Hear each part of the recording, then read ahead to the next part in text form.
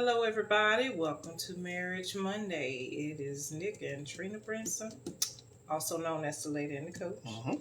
We are back to share with you in reference to giving you some resources for marriage. Tonight we're going to talk about the 5 basic needs of a woman that are universally accepted as the top 5, and those are affection, conversation, honesty, financial security, and family commitment. So we're going to dig into those 5 tonight, and so we hope you'll stay with us as we kind of explore these topics.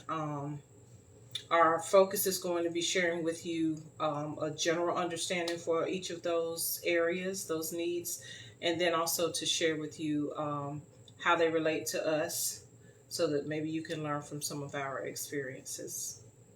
Yeah, and we just want to say thank you to our bishop and our first lady for their continued support and allowing us to do this on a regular basis, and just trusting us to giving our information to the people that we come in contact with to benefit your marriages.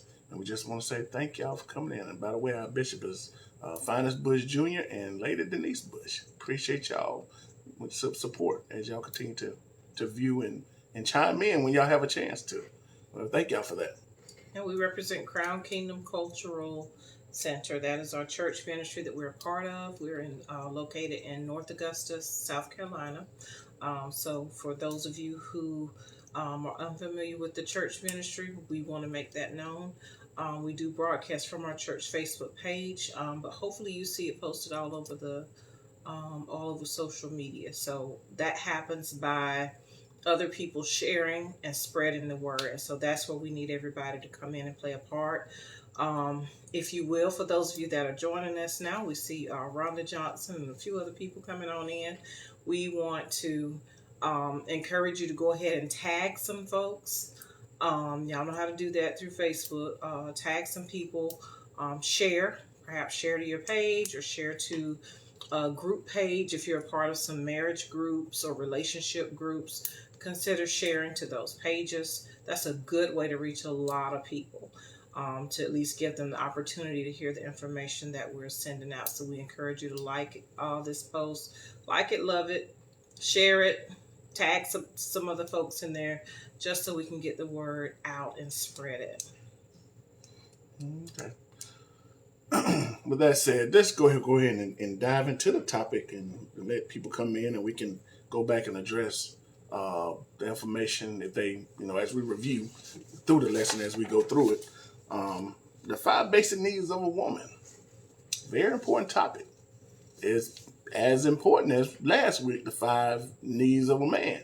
And we're just going to talk about these topics one at a time and just give you some personal information about them, and hopefully what we're telling you is going to come across where you can learn it and apply it in your relationship that may cause a conversation in your marriage or a change. So we just want to give you this information as we go through it. So you want to go ahead and start? Well, I'll say, just as a little bit of a preface to add to what you said, very often people right off the top will say, oh, well, sex is a top need for a man. And research backs that up. But what I think gets lost is women have needs that are just as important as well. And so just how we can regard that sex is a need, not just a desire or a preference for a man, but that it is a need indeed. And so his wife needs to be cognizant of that and needs to be a team player in making that happen. The same is true for the needs that we're going to talk about for women. And the top need that's universally considered a top need for a woman is affection. And it's interesting that those two are linked, affection and sex, as the top needs. So, if we both fulfill each other's top needs, then we're working with something that's going to be good for the marriage. So affection is, you got some good notes over there that your hands are covering up for me. Okay. Affection is, I lost what I was going to say. I'm going to just read a little bit. Okay. All right. So affection ranks just as high as the sexual fulfillment for men. And women need affection in lots of different ways.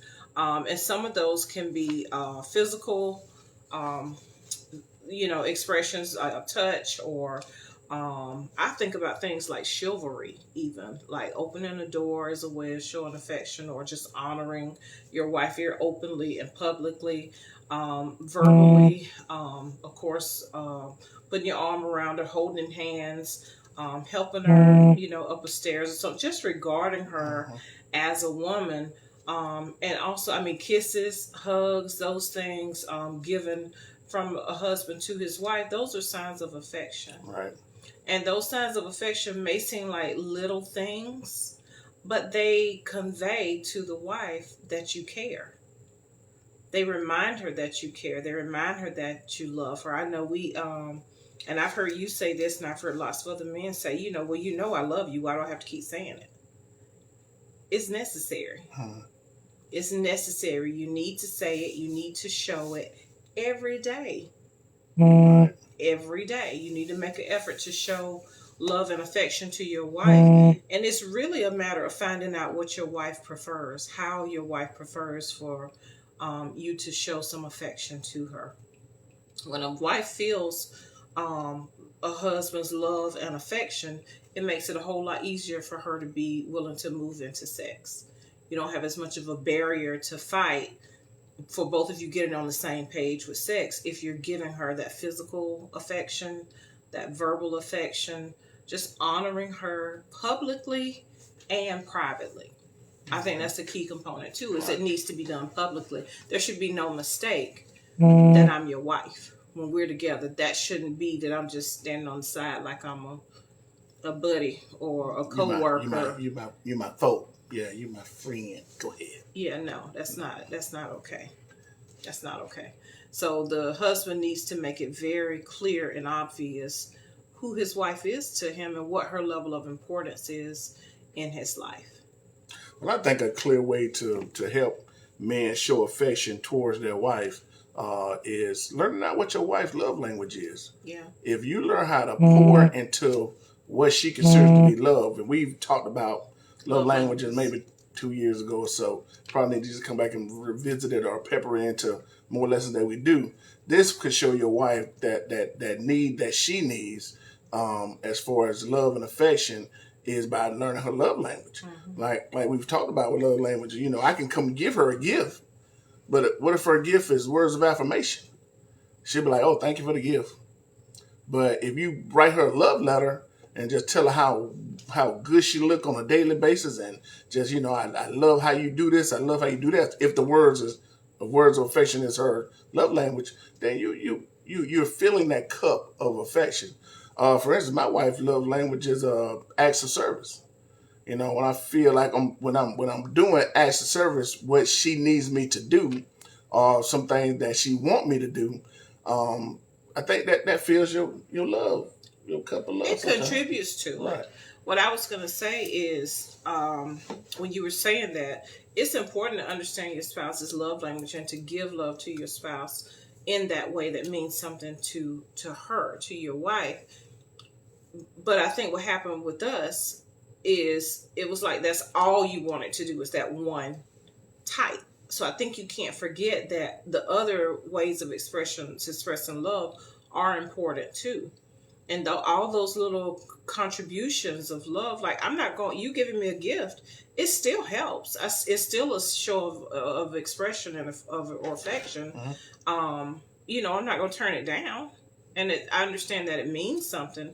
You just know that the acts of services are going to weigh more heavily. It's going to get me to that point a whole lot faster than the smaller things. But they're all appreciated. And I appreciate the variety.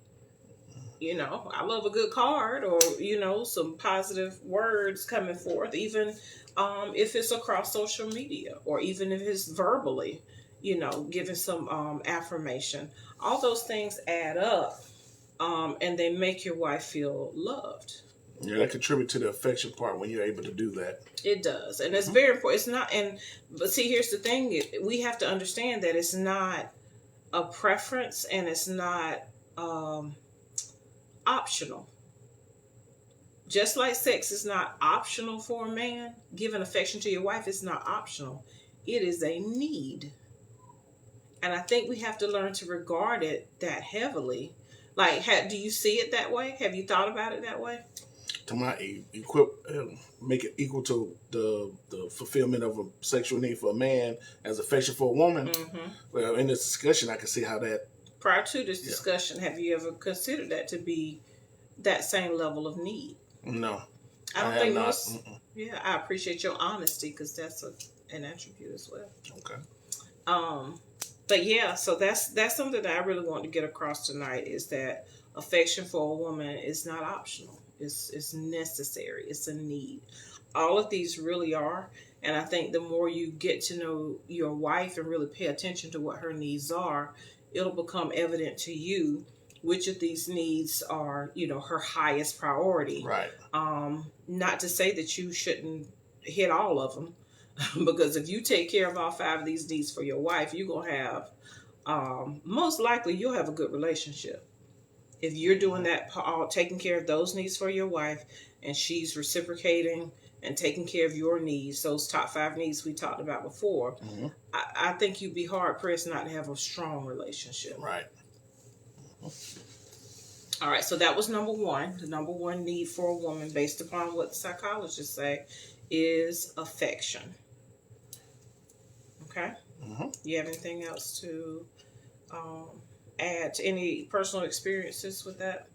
No, not at all. Okay. All right, so the next one is conversation. Conversation. Men love to talk about how much women love to talk. Mm-hmm. But that's how we're designed. It is. It's not a mistake. Ooh-wee. It's the way a woman is designed. Yes, it is. And you have to remember, not all women are that way. You have some men that are more talkative than their wives, but just understand that women do need conversation, some more than others, and that is a need. That's not a you talk too much and I don't feel like talking to you, so I'm not. You got to understand that actually will do damage for a woman who needs conversation. If you're choosing not to talk and you're coming home and doing what I call grunting, that's what I call, well, you know what I mean by grunting, don't you? I'm not saying anything to this right now. There are many of you who understand what I mean by grunting. Okay, so it's not giving words, it's giving sounds because you don't want to talk.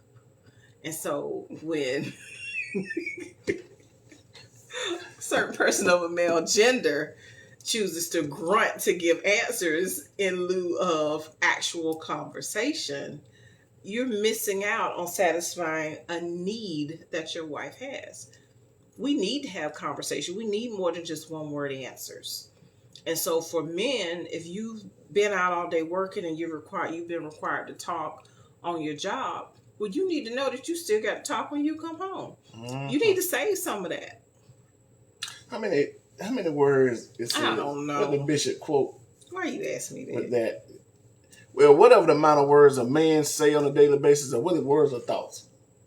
I'm trying to think. Words. I think it's 25,000 and 12,500. Yeah, it's double the amount of words a man like to use on a daily basis. Because when I was going through my coaching years, I used a lot of words, in school during the day and then after school with the coaching aspect. And come home, I'm about shot with conversation. Because basically, when I was talking to kids and coaching, it wasn't a dialogue. It was more of a monologue, and I was spitting out directions, and it was a one-way conversation unless I asked a question. But when I come home, my wife desired to have a conversation with me, required me to be a part of what she wanted to talk about. And what were you doing? Just looking and listening. Going to sleep. I was looking and listening a lot though, and she was like, "This conversation is just one way." Well, I was like, "Well, boo, I'm listening." She was like, "Well, you ain't got nothing to say to that." Me saying no was not an option. Answer. Because go ahead, go and say your piece. It was not an option. She needed for me to have that involvement with her. She needed my undivided attention because I hadn't been here all day, and she needed me to talk about it. And a lot of things that my wife talked about, my personal wife, it just ain't casual conversation. It's stuff that involves the family or something that she's going through. It's just not that she's just spitting words out at me. It's it's something that she needs to get off her chest or get some understanding from me or to get some help on. It was something that was necessary. And so, I was, kind of not feeling it back in those days. I was like, Grunting. That's what she mean by grunt. I said, She said, that's not a word. I'm like, I know it. It wouldn't even be that much. I said, okay. Ask you your opinion on something. You like, okay, those are not words. I can't what was that show, Home Improvement, with Tim Allen? Yes. Yeah, right there. Yes, that grunt language that they used to do. That's how I felt. That's what I felt like I was getting much of the time. So I don't speak that language. I don't interpret grunts. I need some words in English. Right.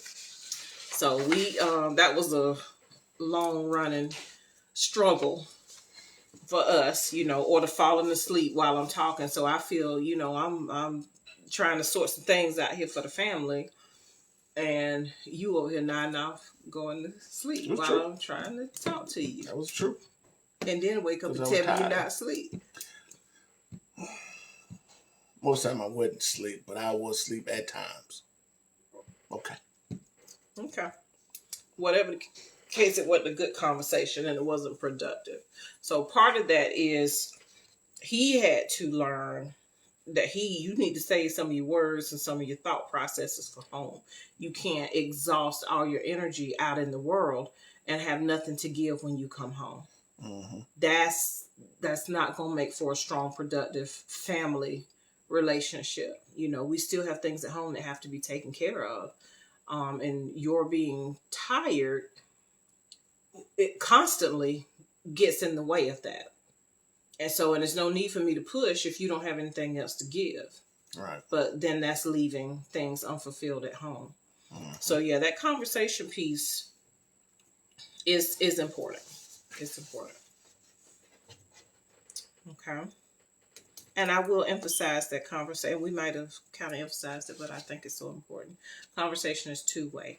Yeah. It's listening and talking, because something we didn't say that I think definitely needs to be said is sometimes the conversation can end up being one way. Like he'll say, "Oh, I'm listening," but that's not conversation. That's just you listening.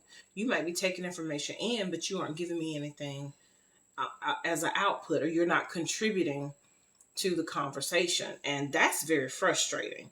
Or he's having conversations in his head. I should say past, because this is not as much of an issue presently as it used to be. But he would have conversation in his head while I'm talking. And so he's already had 3, 4, 5 exchanges of information in his head. And then when he's talking to me, I don't know what he's talking about, because you just skipped a lot of conversation. Yeah, I was trying to package up what she was saying to me. So I will have a answer to fulfill whatever question or situation we were dealing with. But it was in segments that needed to be talked about, so we could talk through the segments of whatever we were going through. But and I had, like she said, had those conversations in my head. I'm like, okay, that grunt? We can go there and okay, yeah, I see what she's talking about. But see, in order for me not to have that conversation in my head, all I had to do was tell her, well, yeah, boy, I'm thinking about that. That's a good point. Exactly. That would have allowed her to see, okay, I can continue talking about this because he's giving me some input or output based on what she's talking about. But I was just, just listening and taking it all in, and I was just trying to shake it up and then just give it back to her. She'd be like, hold on, how did you get there? And then I would go back and talk about points. She was like, that ain't even what I meant. Exactly. Like, that's the danger of doing that, is because then you're processing what I said based on what you think. Mm-hmm. And we both know that we don't think the same thoughts about a given topic until we come together and kind of hash out what each of us is thinking about it. And so for you to hear what I say and process it without giving me some feedback to confirm what I said, it's very easy to have a misunderstanding. Yeah, you might not have the understanding you think you got if the conversation is one way, because it could turn into a mess. It really can, and a big misunderstanding, because then I would think that what I said, that he heard it the way I intended, and then he would assume that what he said is what I meant, and they could be totally different. And so we have to have some conversation, Right. some back and forth. I've heard a tennis ball reference. You know, when you speak, it's like hitting the tennis ball to the other side, and the other person has to hit it back to you for the game to continue. If you just stand there, that ends the conversation. That ends the communication. And so each person has to do their part in communicating back and forth. So, it has to be a dialogue, not a monologue. Okay. All right. Another need for women, we've talked about affection, communication, honesty. And openness. Honesty and openness. And I would think that vulnerability fits in there quite nicely too, because that's the point that very often couples don't really get to. Sometimes it's very surface. The honesty, as in a yes and a no, versus really talking about why a decision was made or why your spouse feels a certain way. You need to be able to explore that with your spouse, or to at least share what you're thinking, even if your thoughts are incomplete, or if your thoughts are what I call like half baked, like you've been thinking about it but you're not quite sure. But even being honest enough to talk to your spouse about those sort of half baked ideas or things you're just kind of mulling over in your head. Consider sharing that with your spouse, because as a wife, I'd rather know I'd rather know what you're thinking, or I'd rather know what actually happened. If it's a matter of lying versus being honest, just be honest and tell me what happened. We can deal with honesty.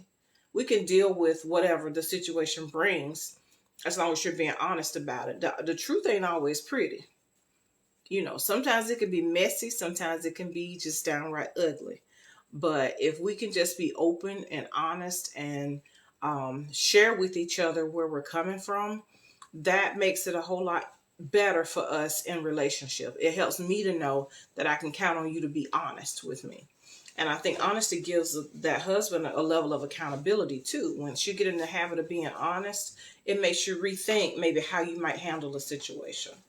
Whether it's, especially like with social media and text messaging and all that stuff that can be very secretive, it gives you a level of accountability when you know that you will be honest with your wife, that your wife expects honesty, and that you will get a picture if you can, and that that you have committed to being honest with your spouse. It's going to stop you from doing something that you know that you can't be honest with her about, or something that you know is shady. It gives a level of accountability. Right. Mm-hmm. And being honest helps to secure the marriage between you and your spouse. She's able to be open with you as long as you're open and honest with her. And we've talked about conversation, and a lot of conversations should just be more than just surface conversation between you and your wife. Yeah. There should be shared dreams. There should be intimacy, and what you want, and how the relationship is going to you. What you think about the next 20 years of your lives, and all that part of good, open, and honest communication. Right. And we hear people, a buzzword or a term that people use is that people send their representative. You meet somebody's representative. They want to put their good face on, or they want to always put forward a good front instead of showing you who they really are.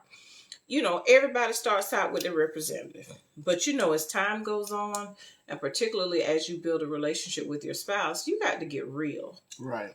You absolutely have to get real. And so you got to be honest with yourself as to who you really are, and be honest with your spouse so that they can see who you really are.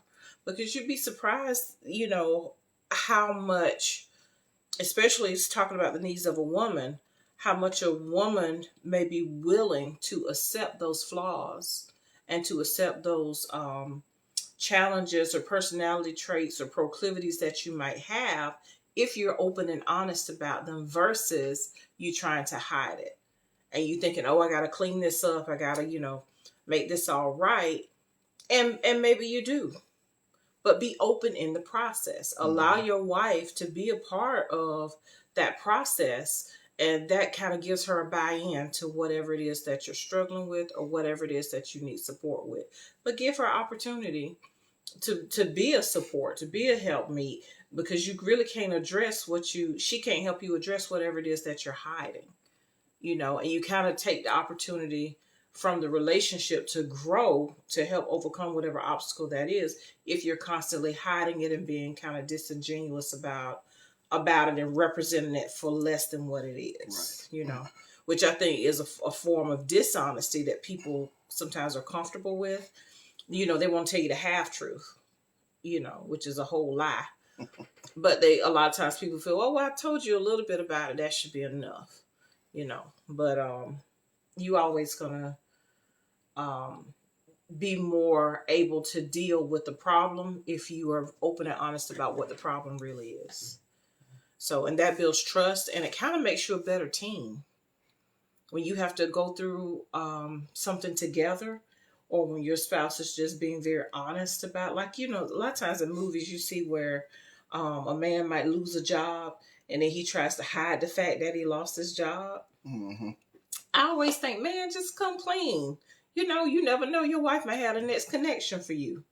Yes, that's a failure. That's a disappointment. That's something you got to deal with. But let her have the opportunity to go through it with you, instead of you pulling away from her and trying to hide that thing and deal with it on your own. Mm-hmm. So wives appreciate honesty. She wants to know the real you. Right. She wants to be married to the real you, not to your representative. So be open, be vulnerable, be sincere. That can be challenging for men based upon American culture. We don't always encourage that among men. So it takes a good bit of maturity and some self-awareness. I think very often for some men to get there, but we encourage that. Mm-hmm. Very good point. All right. So the fourth need that we're going to talk about is financial security. Financial security. No money, no honey. And so that doesn't mean that, the woman is a gold digger, or that, that money is first and foremost. But, women need security. Mm-hmm. And financial security is a big part of that level of security. And so it's very important for there to be a financial plan in place. Let me know that you can manage some money. It's good if you can make some money. I need to know you can manage it too. And that you're thinking about our financial future. Mm-hmm. Don't just, cover me for today. Let's make sure we have a financial plan in place for tomorrow as well. And I will say that it cuts out on some of the financial problems when you're both on the same page. And so having those conversations around money and around financial planning, it gives a level of security to a wife to know that our financial future that we're planning for, right. Even if it's not 100%, I know that we have some financial security. I know we're going to have a place to live. I know we're going to have some electricity, water, and food to eat. Even if we got to both get out there and hustle and make it happen together, let me know that you, as head of this household, are concerned about it and that you're making it happen.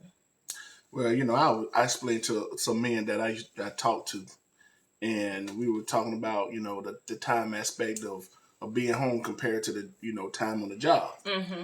And I was like, well, until you can work it out where you can spend more time home, you still keep a job. Don't ever sacrifice a job to spend time at home. As far as you're not working at all. Say my wife want me home and she just want me there and then don't have no job. I say, you're going to have a different conversation, sir. If you go home and you ain't got a job to support your family, you can have a different kind of conversation. And because when she found out that you ain't got a job and you like, I'm going to come home and just spend time with you. She's like, you ain't got no job? You can have a different conversation. Well, you're in a mess right now. Well, she going to be working on you. Like Bishop always say that if you not working on something, she going to be working on you. So, that's true. And I was just saying for the financial support to be there and, the time for you to be with your family is very important. But having a financially secure home is highly important to your wife. Like sometime when, we've talked about, we might have mentioned this the other day, when I come to you for some financial support, I don't want to hear I ain't got it. You should be making an adjustment. You talking about me or you talking about you? Okay, because you said that like you was coming to me for financial support. You know what you said to me. You know, Yes. don't tell me you ain't got it. That ain't what I want to hear. Yes, that's right. You gonna need to pull that from somewhere and make you it should happen. have a Yeah, because if I'm coming to you, that means I've exhausted my end, that I've already done my best. So then if I'm coming to you for some support, you better know I need it. right. So I'm gonna need you to be able to make that happen. Don't look at me to oh, my money kind of tight. Yeah, that's not gonna work. That's not gonna work. I need you to know that sometimes I got to come to you, if I get in a tight situation, So yeah, I have told you that. Don't come talking po mouth to me now. You're gonna need to make it happen. You my backup plan. And covering. And all that. You've been pretty good with it. I mean, you really have. So, you done pulled me out of some situations. So I appreciate it. Them checks be coming in slow sometimes. That's the downside of self-employment. So when they coming in slow, I get to tapping on your shoulder. I'm like, hey, I don't be on no loan either. Help me out. I need you to pay for this. Not a loan. I need you to cover this. So you've been good about it. All right. We're down to our last point. You can go with it. All right. Family commitment. I think for the most part, just with us, when we was making decisions about working and where we were going to work at, I have always heard her say before we even read over this that she's made adjustments in her work so she can be able to take care of the kids. And the job and the career she chose really enabled her to do that. Right. To have that option. Yeah. Because when our babies were young, you work 3 days a week? For really about 14 years. Yeah, 3 days a week. So she could be available to take care of our kids. That right there showed why this one right here, this family commitment, was really part of the woman's list before you even read it. Well, I think that falls under domestic support, which is on the man's list. Yeah, they work hand in hand. Right. And so the family commitment is what the wife is expecting of the husband. I need you, because you were talking about in the point before, the financial support. Yes, that is extremely important. But I also need you to be invested in what's going on in this family. I need you to know what's going on with these kids. I need you to be available to help out with what's going on with these kids. I need you to sometimes put home before work. I need to know that you're committed to us. And I think sometimes for men get into this mindset that, oh, well, I'm working these long hours to take care of the family. And it just don't translate that way to women. It does not translate the same way to women. So for a man, he feels it's fine that I'm working, 85 hours a week because I'm doing this to support the family. The more I work, the more money I make. That may be true, but your wife needs to know that you're also committed to this family beyond just working. We need to know that you're invested in what's going on in the home. We need to know that we can count on you for security for the home. We need to know that we can count on you to give the kids love, to be a part of their upbringing and the decision making for them, for religious, their spiritual health, for their physical well-being and their safety, for what extracurricular activities they're going to be involved in. As a mother, we need to know that the husband is concerned about those things and takes a part in it too. Who wants to be a mother who does everything except make the money? That's no good. You want the family to function as a family unit, not for the husband to only be a source of financial support. Right. That's one thing that's very important, but it's not the only thing. I need to know that you're committed to this family. I need to know that I can trust you to be faithful to me and faithful to our family. I need to know you're not out here with another family across town. I need to know that you don't have people on your Facebook page or whatever that you're having inappropriate conversations with. I need to know that you're committed to this family and that your decisions that you make will be in the best interest of the family as a whole. So That's very well said. it's very, very important. She wants your partnership. Your wife wants your partnership in the family, not only the financial support. So let's prioritize family time. Know what's going on with the kids. Know what's going on in your wife's life, even personally, what's going on with her. Make that important enough to you that make it important enough that you make it a priority in your life. Right. And it translates over to financial family commitment to your spouse, to your wife. So those are the top 5 things that the psychologists and years and years of research show for women: affection, conversation, honesty, financial security, and family commitment. Those are needs. Of a woman. Needs of the wife. Those are things that the wife needs in the marriage relationship. So, husband, it is your job to help make sure that those needs are met. Right. And can we just make this point? I don't know. What point you think? I'm finna make it. Go for it. Even when we're talking about the top 5 needs of a man and a woman, that doesn't mean the woman don't need some of the stuff the man needs. Maybe it falls further down the chart. But these needs seem like they can be important for each one. Yeah. And it's possible, because I like honesty now. Don't lie to me. Tell me the truth.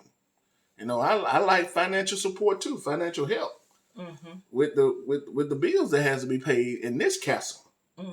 But see, we take care together. But see, that's relative to, like you're saying, it's relative, because some men don't necessarily need financial support. They're not looking for financial support. They're fine to be the sole carrier of the finances. Mm-hmm. So you just have to know what's what important for your marriage relationship. So I just want to make that point before we sign off the show tonight. I think that's an excellent point. And I want to go back to, and I should have corrected this at the beginning. Last week when we were talking about the needs of a man, the number 2 need was recreational activity. And we kind of got off on a tangent talking about competitiveness. And what we've learned since then is really that's making reference to sharing hobbies or entertainment together, kind of being on the same page. So it's not necessarily sports activities for recreation. It's participating in activities for fun, being each other's partner in entertainment or in fun and recreation.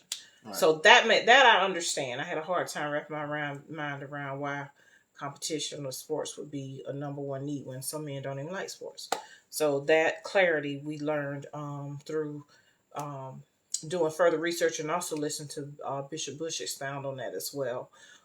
So that helped give some insight and some clarity. So I just wanted to make sure to clear that up from last week. All right. Well, I think that's it. Yep. Share the message, y'all. Just still tag some folks. Comment. Y'all look quiet tonight. I'm like wanting to tap and see if somebody's out there. Y'all were real active last week, and this week you're a little quiet. So I hope we didn't bore you. I hope you can use this information. So I think that's all we have. All right. With that said, from the lady and the coach, we love y'all. Good night.